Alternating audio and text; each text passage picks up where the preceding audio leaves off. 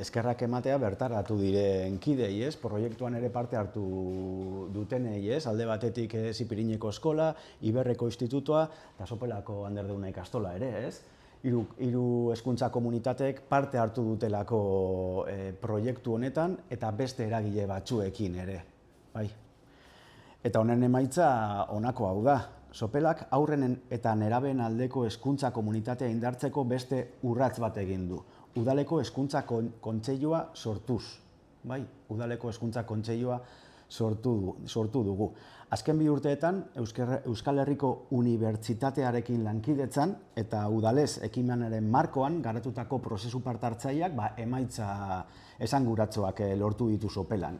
Ikastetxeek, familiek, udal ordezkariek, teknikariek eta herriko hainbat arlo eta esparrutako eragileek elkarrekin egindako lanari esker, haurren eta nerabeen ongizatea parte hartzea eta garapena sustatuko duen hezkuntza proiektu komunitarioa landu da.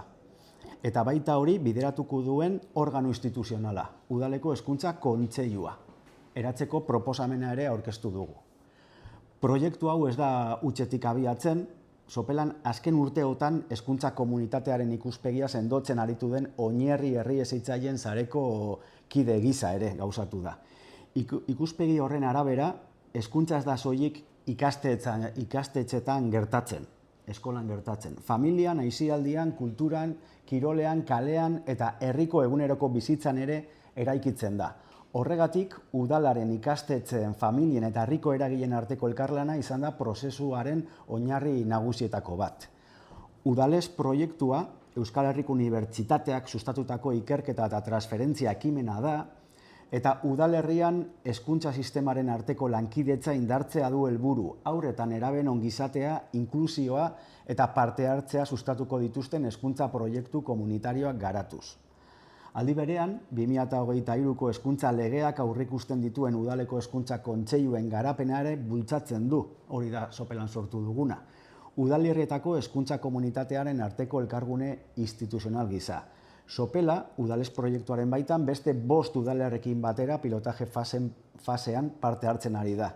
Hauek esperimentalki martxan jarriz. Izan ere, Durangon, Galdakaon, Laudion, Lekeitio, Leioan, bultzatzen ari gara proiektu hau, EHUko udalezekin batera.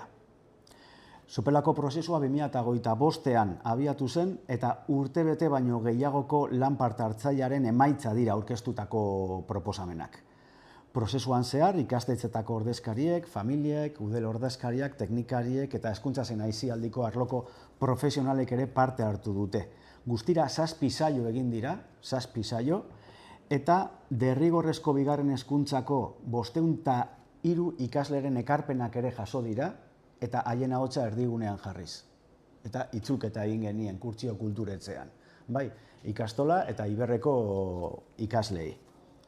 Lan horren bidez, haur eta nerabeen ongizatean eragina duten erronka eta aukera nagusiak identifikatu dira. Besteak beste, aukera berdintasuna indartzea, herrira iristen diren familien harrera eta integrazioa hobetzea, gazteek parte hartzeko espazioak sendotzea, euskararen erabilera sustatzea, hezkuntza formalaren eta ez formalaren arteko koordinazioa indartzea, eta egoera zaurgarrian dauden haurrei eta gaztei arreta handiagoa eskaintzea.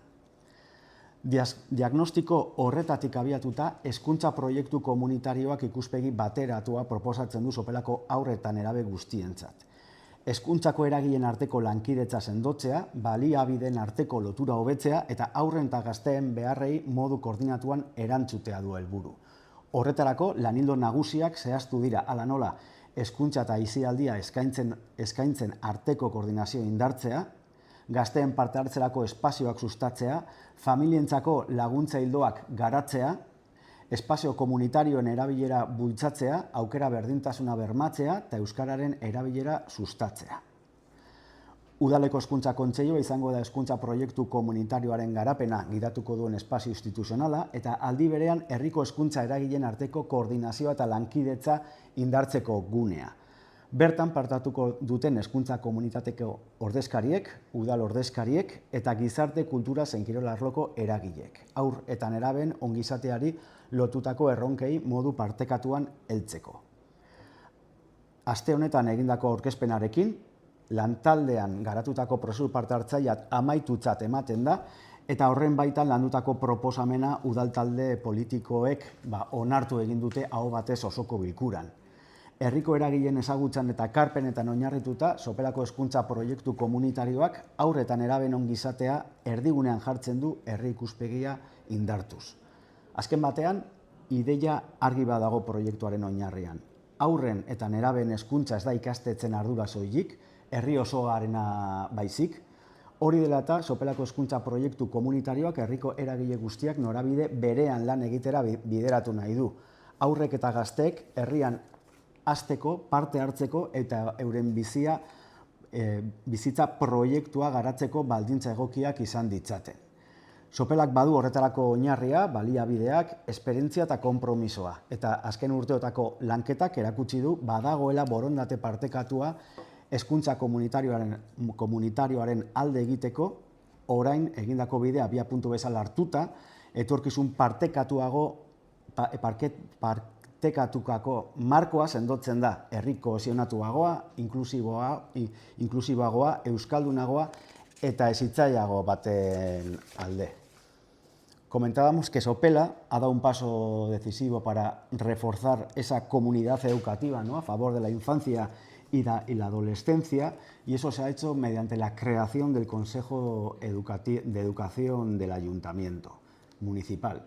Es decir, el Pleno de junio aprobó por unanimidad la creación de este órgano institucional, que lo que hace es un nexo de unión entre las comunidades educativas de Sopela, de Sipiriñe, Iberre y Castola, y también de otros agentes sociales, deportivos, culturales, etcétera, con una visión compartida, que es que la educación no se desarrolla solo en las aulas, se desarrolla también en el municipio, en todas las áreas, ¿no? Y la idea es poner en el centro a niños, niñas y adolescentes, ¿no?, e impulsar esas políticas públicas, políticas municipales, teniendo en cuenta esos intereses, ¿no?, de niños, niñas y adolescentes.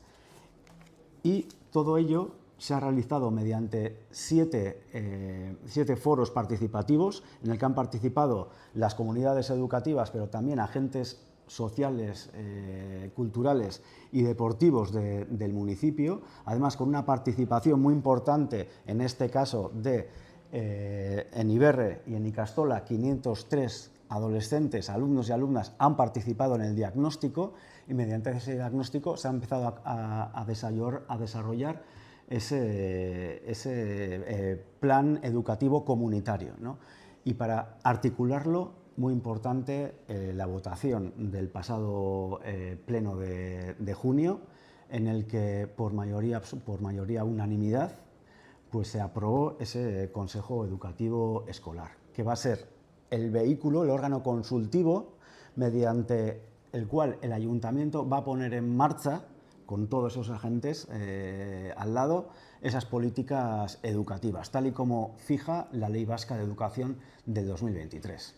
Y dicho esto, dar las gracias a los agentes educativos que han venido hoy con nosotros y con nosotras, y en septiembre ya comenzaremos a caminar en este Consejo Educativo Municipal. Pues eskerrik asko a guztioi.